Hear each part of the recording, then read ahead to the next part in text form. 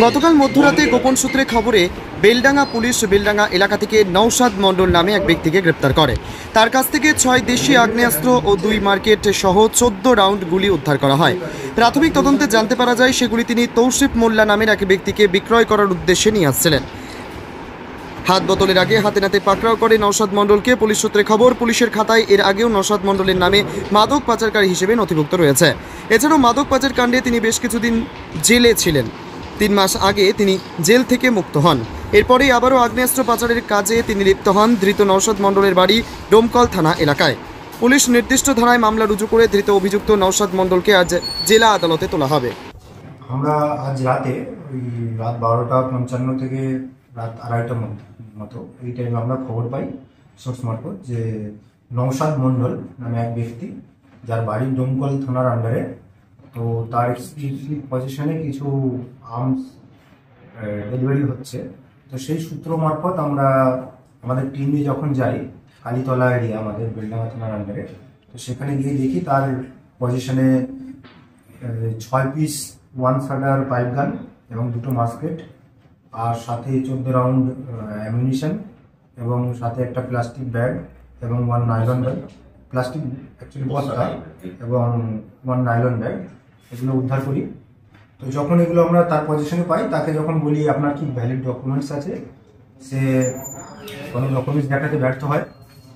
তো তারপরে আমরা আমাদের সিজার প্রসেস শুরু করি এবং তাকে আরও জিজ্ঞাসাবাদের পর জানতে পারি যে ওই নওশাদ মণ্ডল এই আর্মসগুলো, সে নিজে একজন হ্যাবিচুয়াল আর্মস ডিলার, আগে থেকে এগুলো কাজ করে আর কি, এবং সেই আর্মসগুলো সে ডেলিভারি দিচ্ছিল আরেকজনকে। তার নাম হচ্ছে তৌফিক মোল্লা।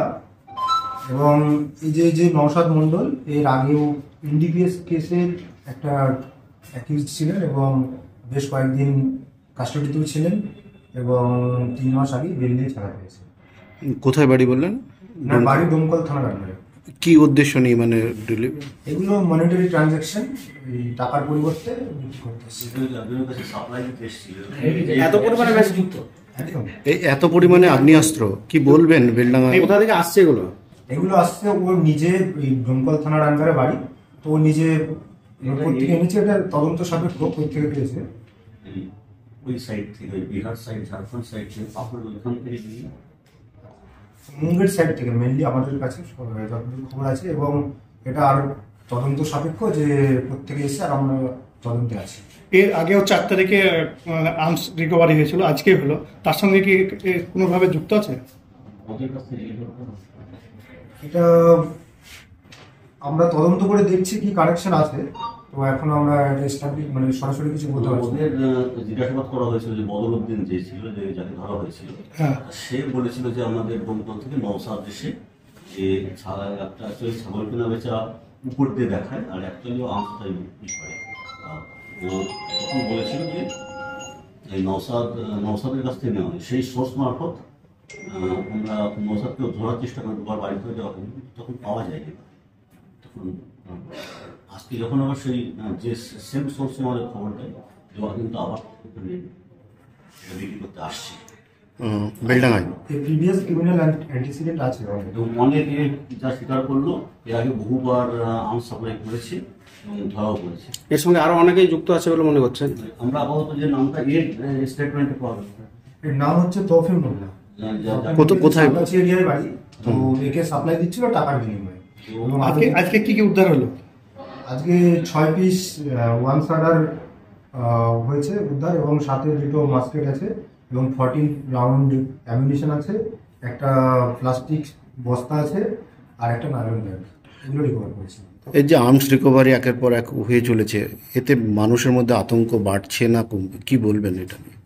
এতে আতঙ্ক বাড়ার কিছু নেই, আমাদের পুলিশ প্রশাসন ঠিকঠাক কাজ করছে, তাই আমরা উদ্ধার করতে পারছি। তো জনগণকে বলবো যে ভয় পাওয়ার কিছু নেই, তাদের কাছে যদি কোনো ইনফরমেশন থাকে সেটা আমাদের সাথে শেয়ার করতে।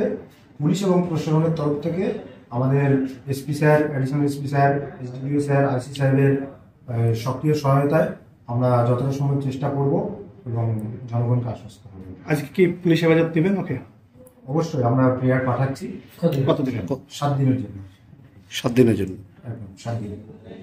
আমাদের এসপি স্যার এইসব ব্যাপারে খুবই তৎপর, উনি কিছুদিন আগে দেখলেন যে ভালো মানুষের জন্য ভালো কাজ করছেন, কিন্তু খারাপ মানুষকে সেই তুলনায় যখনই হচ্ছে তখনই সাজা তিনি দেওয়ার জন্য প্রস্তুত আছেন।